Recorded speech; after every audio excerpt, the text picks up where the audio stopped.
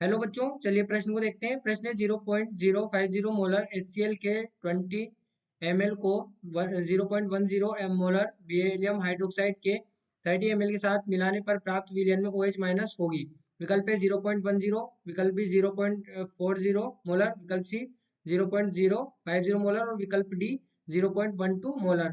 तो देखिए यहाँ पर हम बात करें प्रश्न की मुख्य अवधारणा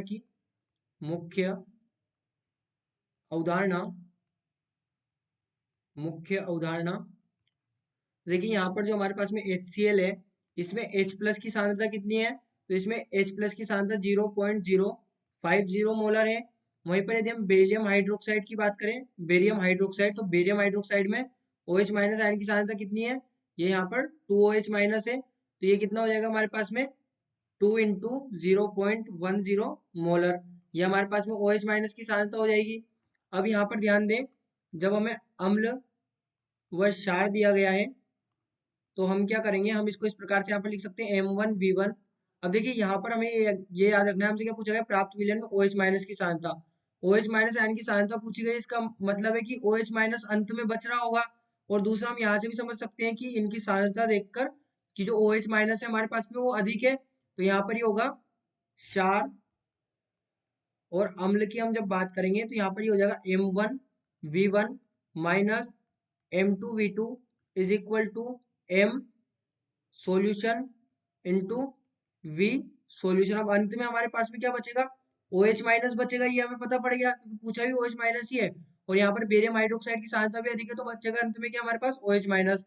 अभी हम अभिक्रिया के द्वारा भी इसको समझ लेंगे, पहले यहाँ पर इसके द्वारा हम समझे। तो M1V1 में M1 क्या है? M1 हमारे पास में OH माइनस की सांद्रता है, तो OH माइनस की सांद्रता कितनी हो जाएगी यहाँ पर? 0.20 मोलर, जो हो जाएगा 0.20 इंटू, अब V1 कितना दिया गया है? तो V1 दिया गया 30 ml माइनस M2 की बात करें तो M2 कितना है? 0.050 इंटू आयतन कितना है? 20। अब यहाँ पर देखिए M सॉल्यूशन निकालना है हमें, जो कि OH माइनस की सांद्रता है, into V solution. V solution क्या होगा? दोनों का मिलाकर 50 ml, यानी कि ml ml यहाँ पर जो यूनिट होगी वो तो कट जाएगी। तो यहाँ पर क्या बचेगा हमारे पास में? ये होगा 6 minus 1 is equal to OH minus into 50, यानी कि OH माइनस की जो सांद्रता आएगी वो क्या आएगी? 5 डिवाइड बाय 50, 5 डिवाइड बाय 50, यानी कि क्या आ जाएगी? 0.10 मोलर। अब देखिए यदि हम यहाँ पर देखिए विकल्प ए हमारा यहाँ पर सही हो गया, ये तो हमने समझ लिया। अब देखिए यहाँ पर अभिक्रिया के द्वारा भी हम देखें तो अभिक्रिया HCl प्लस बेरियम हाइड्रोक्साइड से हमें क्या प्राप्त होगा? Barium chloride plus H2O। तो अब यहाँ पर जो दिया गया है, इसमें यदि हम यहाँ पर HCl की बात करें तो HCl कितना है? HCl यहाँ पर है 0.050 इंटू साथ में 20। और यहाँ पर बेरियम हाइड्रोक्साइड कितना है? 0.10 इंटू 30।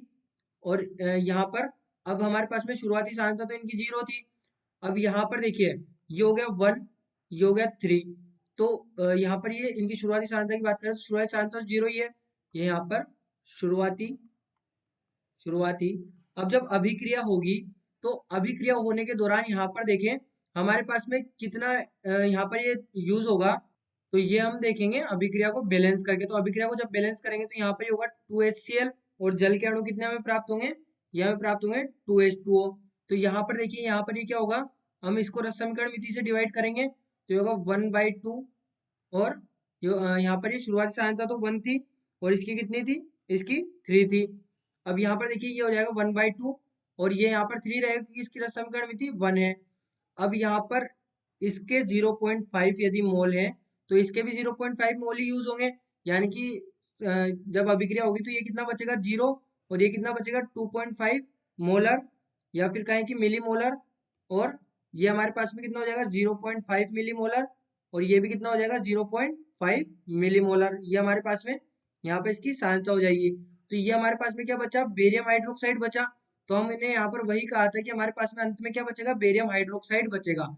HCl तो यहाँ पर पूरा यूज हो जा रहा है, बच क्या रहा है हमारे पास में? बेरियम हाइड्रोक्साइड बच रहा है। तो हम यहाँ पर उसको इस प्रकार से देख सकते हैं। तो इस प्रकार से हमारे प्रश्न का यहाँ पर हमने सही उत्तर निकाला है। तो बच्चों आशा करते हैं आपको प्रश्न समझ आया होगा। धन्यवाद।